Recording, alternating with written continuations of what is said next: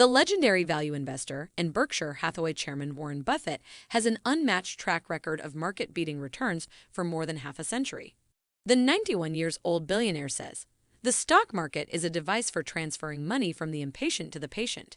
At one of the Berkshire Hathaway annual meetings, an audience member asked, "There has been years where you had a lot of stocks, and there was one year where you only had 3 in 1987.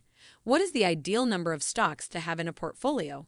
Buffett began his response to the question by stating that, "If I had to bet the next 30 years on the fortunes of my family that would be dependent upon the income from a given group of businesses, I would rather pick 3 businesses from those we own than own a diversified group of 15-month. With that said, let's start digging stocks of wonderful businesses Warren Buffett like the most and are most profitable investments of all time. You must be aware of Coca-Cola, but do you know it is Berkshire's 4th largest holding and one of Warren Buffett's all-time great investments? It also happens to be the stock that Berkshire has held the longest. There is no other holding that better demonstrates his investing skill, patience, and temperament than this one. He loves Coca-Cola so much, he told that on 1/4 Coca-Cola and made an official drink of the Berkshire's annual meeting and invested heavily in this company. Berkshire owns about 10% of Coca-Cola, a stake worth around $23 billion. Let's understand what factors influenced Buffett's choice to purchase Coca-Cola stock. Warren Buffett's relationship with Coca-Cola dates back to childhood. He had his first Coke at the age of 5 and had spent decades observing Coke and what made it such a great business. When he worked part-time to earn money, he bought Cokes at the rate of 6 for 25 cents in order to sell for a small profit. Buffett bought Coca-Cola right after the 1987 Black Monday stock market crash, after the market as a whole lost around 25%. However, its earnings per share increased at a compound rate of 12% from 1989 to 1999. The reasons he bought Coke in 1988 was that the brand had a lot of opportunity to grow outside of the United States, and it was trading at a modest valuation with a price-to-earnings ratio of about 15 times earnings in 1988. Its best distribution and business model, which is also an integral part of its success. Consistent operating history. What most people don't realize is that the company doesn't actually bottle its own products. Instead, the company makes money through a unique business plan that involves 2 distinct divisions. One that sells its syrups to bottlers and the other sells its finished products. These 2 sales channels make up the bulk of Coca-Cola's revenue. They manufactures and sells concentrates and syrup to authorized bottling partners. These partners then add water and carbonation to make and sell finished Coca-Cola products. This division is referred to as the company's concentrate operations. In the finished products business, the company generates revenues by selling sparkling beverages and a variety of still beverages, such as juices and juice drinks, energy and sports drinks, ready-to-drink teas and coffees, and certain water products to retailers or to distributors, wholesalers, and bottling partners who distribute them to retailers. The Coca-Cola Company is the world's largest producer of non-alcoholic beverages. It produces roughly 500 beverages that span more than 200 countries. Some of the most popular brands including Coca-Cola, Sprite, Fanta, Powerade, and Dasani. No other company can match Coca-Cola's consistent operating history. Coca-Cola was started in 1886. 100 years later, Coca-Cola continues to sell the same soft drink and kept on expanding geographic reach. But there's a catch. Warren's investment in Coca-Cola wouldn't have been possible if he hadn't bought See's Candies. Mary and Charles opened their first See's Candies shop in November of 1921, offering a variety of chocolates made with fresh ingredients.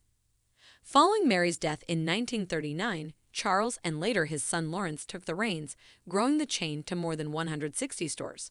By 1970, See's successors were looking for an exit, and they were not aware that an unlikely buyer from Omaha would soon make an offer. Buffett's investment philosophy was founded on value investing, the art of hunting for and buying companies undervalued or overlooked by Wall Street. But when Buffett met Charlie Munger, who later became his partner at Berkshire, his mentality shifted from investing in great bargains to investing in great businesses. Munger convinced Buffett that it was worth paying a premium for companies whose main value would be earned in the future. Finally, Warren Buffett bought See's Candies in 1972. He gave $25 million for a business with roughly $30 million in sales and $4.2 million in pre-tax profit and had $8 million in assets. But as Buffett researched See's, he realized that the value of the company's intangibles, things such as its brand and customer loyalty, far exceeded the numbers on paper. It was Buffett's biggest purchase up to that point, and one of the first companies Berkshire bought outright.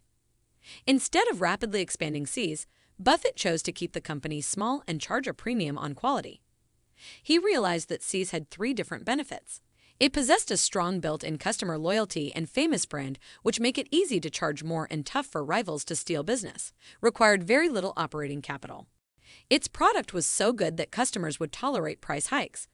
Over the next 10 years, See's expanded from 167 to 214 stores, an extremely modest growth rate of around 2% per year. Similarly, the company's total volume of candy sold only increased from 16.9 million to 24.7 million pounds per year. This business has been a powerhouse for Berkshire. At the 2019 annual meeting of shareholders, Buffett declared that since the deal, it's given us over $2 billion of pre-tax income, well over $2 billion. Not bad for a $25 million outlay, and we've used it to buy other businesses. I almost blew the See's purchase, he wrote in his 2007 letter. The seller was asking $30 million, and I was adamant about not going above $25 million. Fortunately, he caved. Otherwise, I would have balked, and that $2 billion would have gone to somebody else. The attractive brand image allows the company to base its selling prices on the value of the product to the customer, not the cost of producing it. Unsurprisingly, See's has raised its prices from less than $2 a pound in 1972 to more than $20. The business has tried to expand outside of its home market of California many times. However, each attempt has failed. So the candy maker has stuck to what it knows best, and the results speak for themselves and is a great business in its home market, which was not the case with Coca-Cola. But the lack of growth does not mean that these are bad businesses.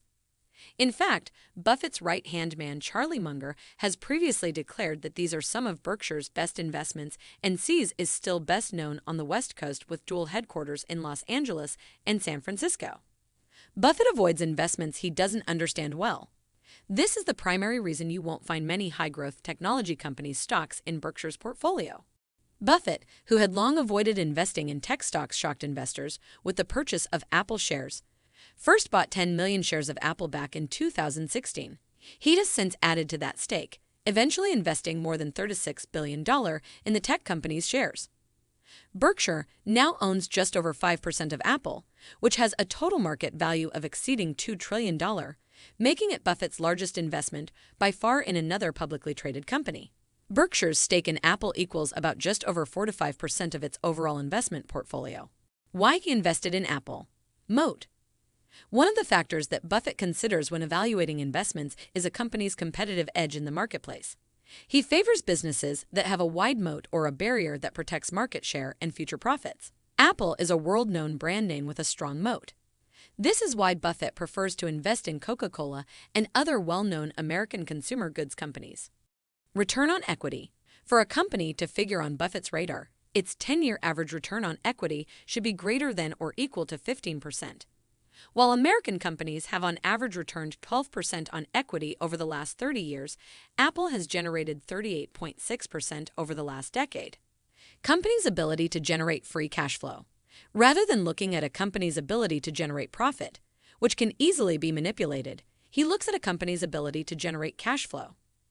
Buffett pays close attention to a metric called free cash flow. Apple generates free cash flow of approximately $9.63 a share. This means it's making nearly $10 more per share than it is spending, a favorable sign. Not considering it as a tech stock. Apple CEO Tim Cook said, Berkshire's major investment in Apple shows that Buffett understands the iPhone maker is really a consumer products company at its core. Apple as a company is more known for its branding and customer loyalty than anything else. It is way more like a consumer product company than a hard-to-comprehend high-tech firm. That is precisely the type of company Buffett likes. Unsurprisingly, Buffett has repeatedly sung Apple's praises. He touted it as probably the best business and labeled it a family jewel in his shareholder letter. Buffett said, Apple has an extraordinary consumer franchise. I see how strong that ecosystem is to an extraordinary degree. You are very locked in, at least psychologically and mentally, to the product you are using. iPhone is a very sticky product. Buffett said that he believes the average person's connection to their iPhone was strong enough that most people would pay much more for the device than they do now. Tech stocks averse Warren Buffett's big bet on Apple has paid off as the iPhone maker's brief $3 trillion milestone raked in over $120 billion for the 91-year-old billionaire investor and made it his one of the best investments of all time.